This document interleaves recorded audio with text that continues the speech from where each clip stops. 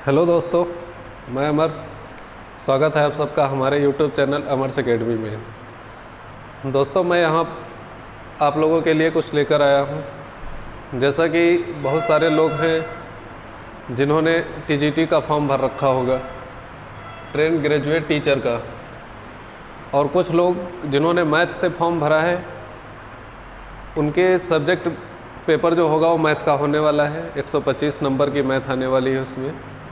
और उसी मैथ में से कुछ टॉपिक ऐसे हैं जो लगता है कि लोगों ने बहुत दिन से नहीं पढ़ा होगा और सिलेबस में काफ़ी दिन से नहीं है। वो जो क्लास इंटर की मैथ थी उसमें से कई सारे टॉपिक हटाए जा चुके हैं।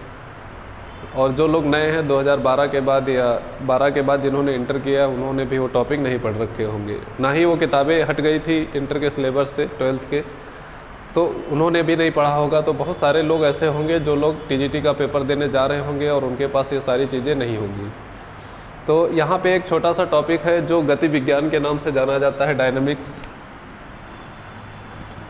गति विज्ञान, जो मैथ में इसका 2 से 3 क्वेश्चन ज़रूर आता है। गति विज्ञान ये जो पहले हमारी मैथ चलती थी जिसमें 6 किताबें होती थी, उनमें से एक पेपर था गति विज्ञान का। उसी में से ये 3 टॉपिक लिए गए हैं। एक टॉपिक और है, उसमें थोड़ा संशय बना हुआ है, उसको भी आगे डिस्कस करेंगे। तो जिन लोगों ने अभी तक मेरा चैनल सब्सक्राइब नहीं किया तो प्लीज़ वो सब्सक्राइब कर लीजिए, और हो सकेगा तो मैं और अच्छे से अच्छे वीडियो मैं आप लोगों के लिए लेकर आता रहूँगा। और ये पूरा जो सिलेबस है इस पेपर का वो हम लोग कवर करेंगे। इससे आपका 2 से 3 नंबर जो भी क्वेश्चन आएगा वो पूरा का पूरा सॉल्व होके ही निकलेगा।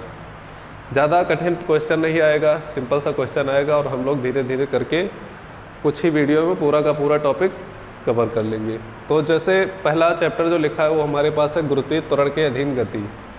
ठीक है, गुरुत्वीय त्वरण के अधीन गति। दूसरा टॉपिक आता है प्रोजेक्टाइल मोशन। प्रोजेक्टाइल मोशन का मतलब प्रक्षेप्य गति। प्रक्षेप्य गति क्या होती है इसके बारे में हम लोग जानेंगे। अगला जो चैप्टर है वो कार्य सामर्थ्य और ऊर्जा है। कार्य सामर्थ्य, ऊर्जा, ये सब छोटे छोटे टॉपिक हैं जो थोड़ा सा फिजिक्स से भी रिलेटेड करते हैं और कुछ मैथ से हैं। लेकिन जो टीजीटी है, मैथ वाले स्टूडेंट हैं, उनके लिए उनके पेपर में इसी टॉपिक से मैथ में ही क्वेश्चन आने वाला है। तो चलिए शुरू करते हैं। जिन लोगों को वीडियो अच्छा लगता है वो लोग कृपया करके लाइक करें और कमेंट करना ज़रूर ना भूलें, क्योंकि कमेंट करेंगे तो पता चलेगा कितने लोग के लिए वीडियो फ़ायदा दे रहा है और आगे उसका वीडियो बनाने का फ़ायदा मिलेगा। नहीं तो फिर आगे कोई वीडियो नहीं आएगा इसका, क्योंकि बहुत कम संख्या है ऐसे लोगों की जो मैथ से टीजीटी देंगे। लेकिन फिर भी उम्मीद करते हैं कि बहुत सारे दोस्त ऐसे हमारे होंगे जो लोग इसका पेपर देने जा रहे होंगे और उनको इससे बहुत फ़ायदा मिलने वाला है। तो चलिए शुरू करते हैं। जैसा कि पहला चैप्टर है हमारे पास गुरुत्वीय त्वरण के अधीन गति। ये क्या होता है, कैसे होता है, इसमें सबसे पहले जान लेते हैं गुरुत्वीय त्वरण होता क्या है। गुरुत्वीय त्वरण, तो जैसा कि आप लोग जानते हैं कि पृथ्वी जो है, जो हमारी अर्थ है, ये हर एक बॉडी को अपनी ओर खींचती है। तो अपनी ओर खींचती है, इसका मतलब अगर कोई ऊपर से हम चीज़ डालते हैं ऐसे तब भी वो नीचे की ओर जा रही है। अगर बहुत ऊपर से डालेंगे तब भी वो नीचे की ओर जा रही है। सब जितनी भी चीज़ें हैं वो सब अर्थ की ओर ही जा रही हैं। तो इसका कारण क्या है कि अर्थ एक फोर्स लगा रही है हर एक पार्टिकल के ऊपर या हर एक पिंड के ऊपर फोर्स लगा रही है, और उस फोर्स की वजह से हर एक चीज़ उसकी तरफ खिंची हुई चली आ रही है। तो जिस बल से वस्तुएं गिरती हैं उसके ऊपर खिंची जाती हैं, और जब गति होती है वस्तुओं में तो गति में एक त्वरण उत्पन्न होता है, मतलब उनकी स्पीड लगातार बढ़ती जाती है। तो उस त्वरण उत्पन्न करने जो बल त्वरण उत्पन्न कर रहा है वो बल क्या कहलाता है, गुरुत्वीय बल कहलाता है। और जो त्वरण उत्पन्न हो रहा है उसको बच्चों हम बोलते हैं दोस्तों गुरुत्वीय त्वरण। इसको रिप्रेजेंट करने का आसान सा तरीका स्मॉल जी से, स्मॉल जी से रिप्रेजेंट करते हैं। इसकी वैल्यू लिखी जाती है 9.81 या 80 किलोमीटर पर सेकेंड स्क्वायर। ये होता है 9.80 किलोमीटर पर सेकेंड स्क्वायर।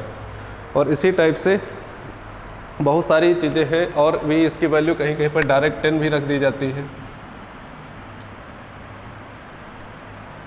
10, या इसको मीटर कर देते हैं, मीटर पर सेकेंड स्क्वायर, इस टाइप से ये होता है।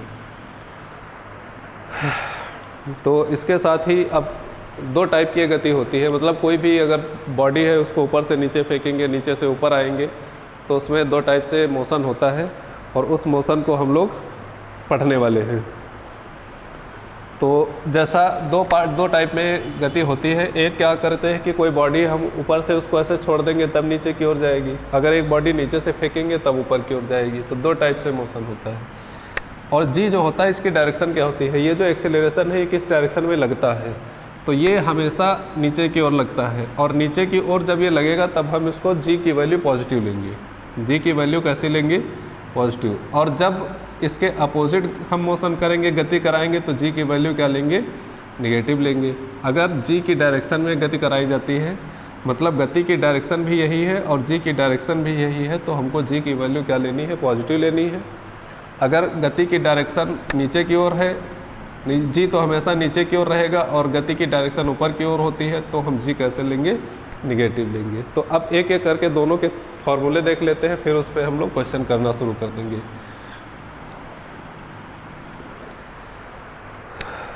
तो इसको अगर ऊपर की ओर कोई चीज़ फेंकी जाती है तो बोला जाता है ऊर्ध्वाधर गति। ऊर्ध्वाधर गति, ऊर्ध्वाधर गति मतलब ऊपर या नीचे, नीचे से ऊपर की ओर या ऊपर से नीचे की ओर। तो पहला पॉइंट हम लिख लेते हैं कि ऊपर से नीचे की ओर, ऊपर से नीचे की ओर।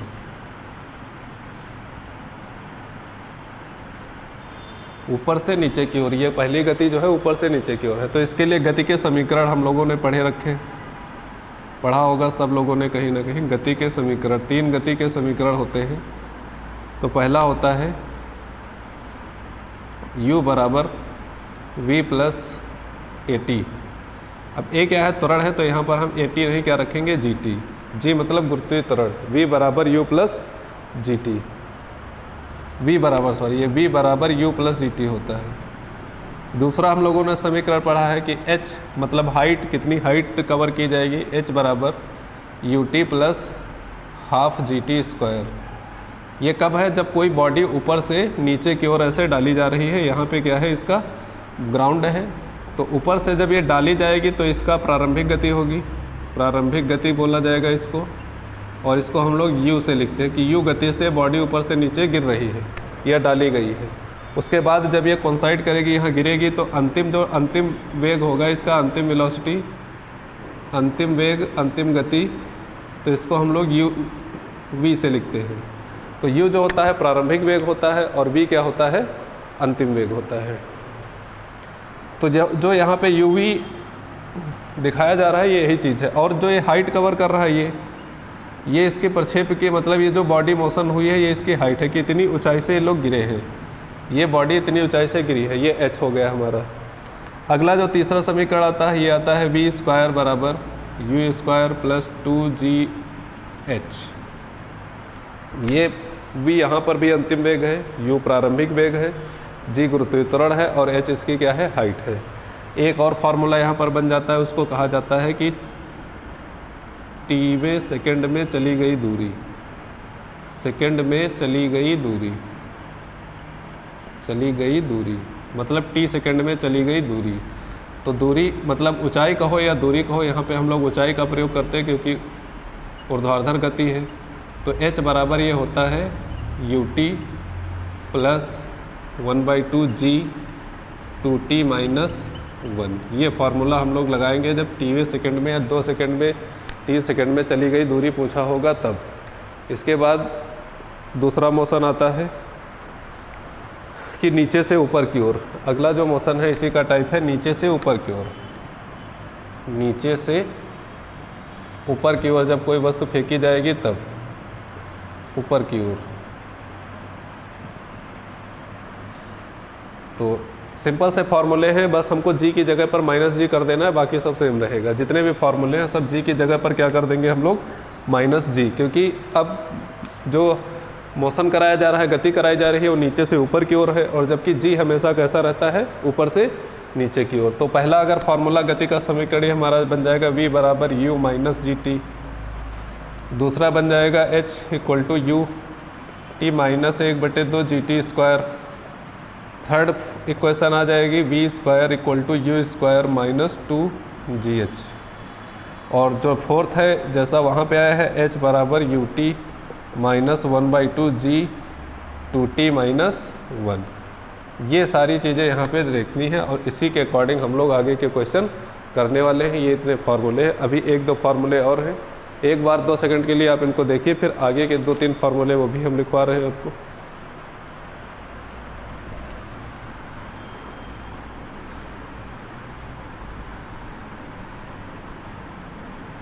फार्मूले आप लोग ध्यान रखेंगे, 3 से 4 फार्मूले हैं और इसी फार्मूले पर ही सारी क्वेश्चन लगने वाले हैं।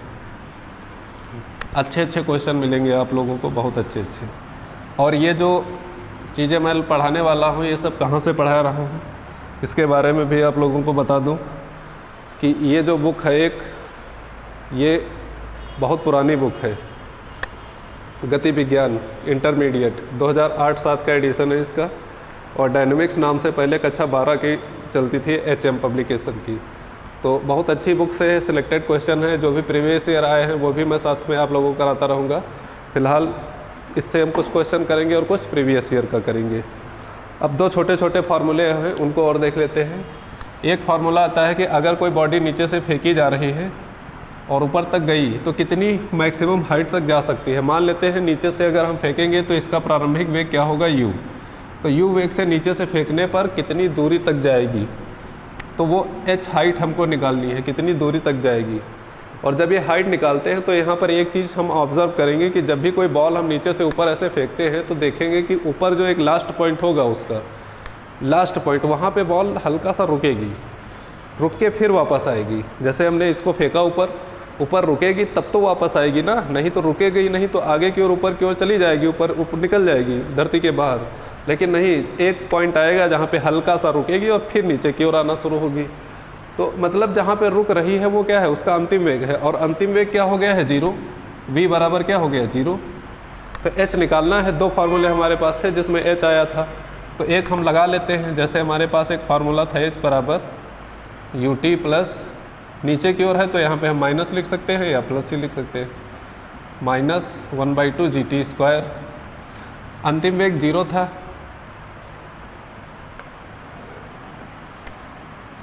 अब इसमें क्या करेंगे, एक फार्मूला और था, v² बराबर u² - 2gh, ये फार्मूला, इस फार्मूले से भी निकल आएगा। अंतिम वेग अगर हम 0 रख देंगे, ये जो फार्मूला था h बराबर ut प्लस ½ GT² था, इससे ऊंचाई निकल आती है, लेकिन यहाँ पर v = 0 रख देंगे। अगर ये 0 रख दिया तो मिल गया u² - 2gh। ये इधर आएंगे प्लस का हो जाएगा तो u² = हो जाएगा 2gh। यहाँ से हमको मैक्सिमम हाइट निकालनी है। क्या निकालना है, मैक्सिमम हाइट, महत्तम ऊंचाई जिसको हम लोग कहते हैं। महत्तम ऊंचाई, कितनी ऊंचाई तक ये बॉडी जाएगी अगर u वेग से फेंकी जा रही है तो महत्तम ऊंचाई चाहिए यहाँ पर। 2g अपॉन में इधर आ जाएगा तो u² / 2g। तो ये आ गया हमारे पास मैक्सिमम हाइट। ये फार्मूला याद रखेंगे, डायरेक्ट अप्लाई होगा, इसको बोला जाएगा महत्तम ऊंचाई। महत्तम ऊंचाई या मैक्सिमम हाइट।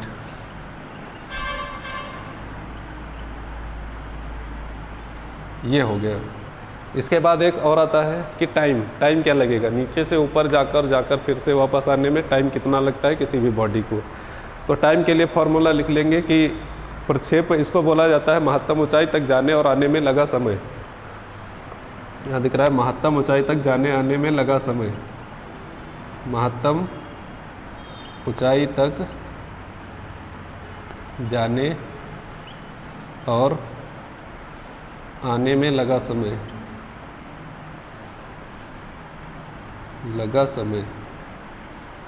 तो u/g, ये सिंपल सा फार्मूला एक याद रखेंगे, जो t होगा, टोटल आने जाने में लगा समय 2u/g हो जाता है, और एक साइड में ऊपर जाने में लगा समय या ऊपर से नीचे आने में लगा समय ये होता है u/g। सिंपली सी टोटल ऊपर आने जाने में लगा समय है 2u/g। तो इसको आप 1 मिनट के लिए देखिए, फिर मैं जल्दी से आपको एक लास्ट फार्मूला और बता रहा हूँ, इसको आप देख लेंगे। इधर देख लेते हैं तब तक कि इसका क्या मेथड है। मान लो यहाँ पे एक बिल्डिंग बनी है, घर बना है, छत पे मान लो खड़ा है यहाँ पे एक लड़का h ऊंचाई पर, नीचे से धरातल से कितनी ऊंचाई पर है, h ऊंचाई पर है, और इसने एक बॉल पहले यहाँ से उछाली और ऊपर की ओर फेंक दी। ऊपर की ओर फेंक दी तो ये बॉल घूम के आएगी, ऐसे यहाँ तक आएगी और यहाँ से फिर नीचे आ जाएगी, यहाँ पे गिरेगी। तो ये जो पूरी दूरी है, इतना कितने टाइम में आएगा या कितना टाइम लगा है टोटल पूछा जाता है कि जब इस लड़के ने यहाँ से बॉल फेंकी पहले ऊपर की ओर, ऊपर से वो घूम के वापस आएगी नीचे धरातल में टकरा रही है, तो टोटल टाइम कितना लगा है। तो कुल समय जो लगता है, कुल समय t बराबर u plus under root u square plus 2g h upon u, ये फार्मूला होता है। इसको फार्मूले को आप लोग याद रखेंगे। ये नीचे लास्ट में अपॉन में g है, सॉरी ये। तो ये कंडीशन एक होती है कि नीचे से मतलब किसी छत पे कोई बच्चा खड़ा है, उसने बॉल फेंक दिया ऊपर, बॉल को ऊपर जाकर फिर से नीचे आने में टोटल लगा समय u plus under root u square plus 2gh upon g। ये इतने फार्मूले आप लोग याद रखेंगे, फिर इसके आगे हम इन्हीं पे क्वेश्चन करने वाले हैं।